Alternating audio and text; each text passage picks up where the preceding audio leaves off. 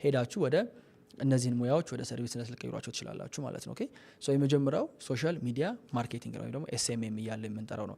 ሶ ብዙ የኢትዮጵያ ቢዝነሶች አሁን ላይ ቲክቶክ እየከፈቱ ነው። ቲክቶክ የሌለው የለም አይደለ? ብዙ ቢዝነሶች አሁን ቲክቶክ ላይ ነው ያሉት። ሬስቶራንት ብሏቸው፣ ቡቲኮች፣ ሾፕ፣ ሪል ስቴት የሌለ ነገር የለም። ኢቨን ስሞል ስታርታፖች ራሱ ሶሻል ሚዲያ ላይ እየወጡ ነው።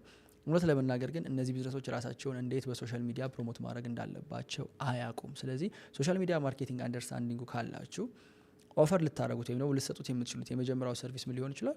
ሶሻል ሚዲያ ማኔጅመንት ሊሆን ይችላል። በቀላሉ ሶሻል ሚዲያ ማኔጅመንት፣ ከዛ ኦርጋኒክ ኮንቴንቶችን ፐብሊሽ ማድረግ፣ ኮሚኒቲ ማኔጅመንት፣ ፌስቡክ እና ቲክቶክ አዶችን ረን ማድረግ፣ እነዚህ ሁሉ የሚካተቱ ሰርቪሶች ሊሆኑ ይችላሉ ማለት ነው የሶሻል ሚዲያ ማርኬቲንግ ውስጥ። ይሄ አሁን ላይ በሀገራችን በጣም ሀይ ዲማንድ ከሚባሉ ሙያዎች መካከል አንዱ ነው። ኢቨን እኛ ራሱ ዩናይል ኮሚኒኬሽን ላይ ጎበዝ ሶሻል ሚዲያ ማርኬተር ካገኘን አሁንም ድረስ መቅጠር እንፈልጋለን። በራችን ክፍት ነው። እንግዲህ እኔ የምፈልገው ሙያ ከሆነ ኢማጂን ሌሎች ደግሞ ስንት የሚያስፈልጋቸው ድርጅቶች እንዳሉ።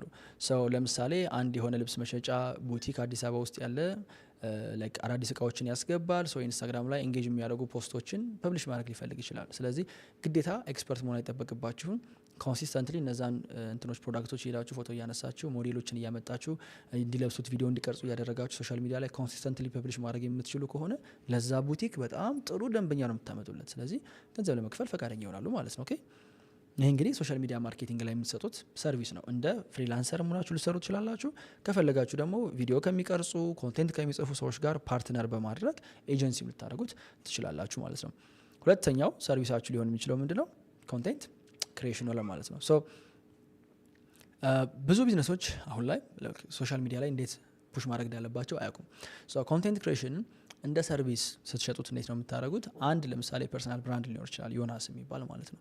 ኦር ደግሞ የሆነ ዩቲዩበር ይኖራል። እነዚህ ሰዎች ኮንቴንት ክሬት ማድረግ ይፈልጋሉ። ቢዝነስ ያላቸው ሰዎች በራሳቸው ሶሻል ሚዲያ ፕሮሞት ማድረግ ይፈልጋሉ። ግን ወጥተው ሶሻል ሚዲያ ላይ ምን ማለት እንዳለባቸው አያውቁም፣ ሊትራሊ አያውቁም። ስለዚህ እናንተ የተወሰነ የኮንቴንት ክሬሽን አንደርስታንዲንጉ ካላችሁ እንዴት ኦንላይን መውራት እንዳለባቸው ኮፒዎችን በመጻፍ ስክሪፕቶችን በመጻፍ ሶሻል ሚዲያ ላይ እንዲወጡ ልታደርጓቸው ትችላላችሁ ማለት ነው። ኮንቴንት ክሪኤሽን እውቀት ያለው ስኪል ያለው ሰው ምን አይነት ሰርቪሶችን ሊሰጥ ይችላል?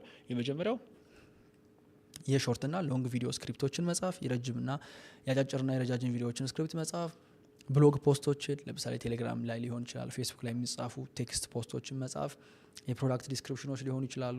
እንዲሁም ደግሞ ለአድ የሚሆኑ ኮፒዎችን መጻፍ ነው። እነዚህ ከምታስቡት በላይ አሁን ላይ ተፈላጊነታቸው ጨምሯል። ምክንያቱም ለምሳሌ እኔ በዙሪያዬ በጣም ብዙ ቢዝነስ ያላቸው ሰዎች አሉና ሁሉም ከኔ መማር የሚፈልጉት አንድ ነገር ቢኖር እንዴት ነው ቢዝነስን ሶሻል ሚዲያ ላይ ፕሮሞት እያደረከው ያለው ነው ማለት በቃ they know it በሆነ መንገድ ሶሻል ሚዲያ ላይ መውጣት እንኳን ባይፈልጉ ቢፈሩትም እንኳን ግን ስቲል ሶሻል ሚዲያ ላይ ገንዘብ እንዳለ ያውቃሉ። ስለዚህ እንዴት ራሳቸውን ሶሻል ሚዲያ ላይ መውጣት እንዳለባቸው አያውቁም። እኔ ደግሞ አይ ዊሽ እኔ ባግዛቸው፣ ግን ራሱን ቻለ ስራ ስለሆነ እኔ ላግዛቸው አልችልም።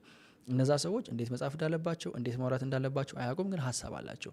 የኮንቴንት ክሬሽን እውቀት ያለው ሰው ይህንን ሰርቪስ በመስጠት ጥሩ አገልግሎት ሊሰጥ ይችላል ማለት ነው።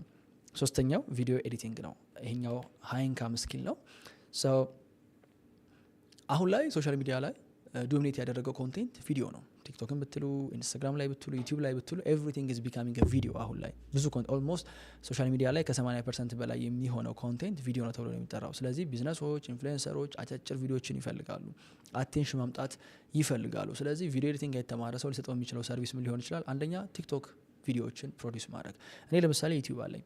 ዩቲዩብ ላይ ረጃጅም ቪዲዮዎች ፖስት አደርጋለሁ። የ10 የ30 ደቂቃ ራይት። እነዚህን ቪዲዮዎች ቁርጥ እያደረገ አቴንሽን ግራብ የሚያደርጉ ቫይራል የሚወጡ ቪዲዮዎችን የሚሰራልኝ ሰው ባገኝ በደስታ ነው ገንዘብ የምከፍለው። አሉኝ ኦፍ ኮርስ ቲሞች አሁን ላይ። የዛኔ ስጀምር ግን በጣም እፈልግ ነበረ። ስንት አይነት ዩቲዩበር አለ መሰላችሁ በዚህ ደረጃ ቪዲዮ እንዲሰራለት የሚፈልግ? ኦልሞስት በጣም ብዙ ጓደኞቼ እዚህ ስፔስ ላይ ያሉት በሙሉ ይደውሉኛል ፍለጋ ማለት ነው። ቢካዝ የሆኑ ሰዎችን ቀጥሮ ፉል ታይም ማሰራት ሂውጅ ኢንቨስትመንት ይፈልጋል። እኔ ብዙ ብር ነው የማወጣው። ያንን አፎርድ ማድረግ የማይችሉ አንድ ሰው ቢሰራላቸው ህይወታቸው የሚቀል ብዙ ሰዎች ይችላሉ ማለት ነው። ሌላው የዩቲዩብ ቪዲዮዎችን ኤዲት ማድረግ ሊሆን ይችላል። የኢቨንት ሃይላይቶችን ኢቨንቶችን መስራት፣ ሰርግ፣ ግራጁዌሽን ምናምን የሚባሉት ማለት ነው።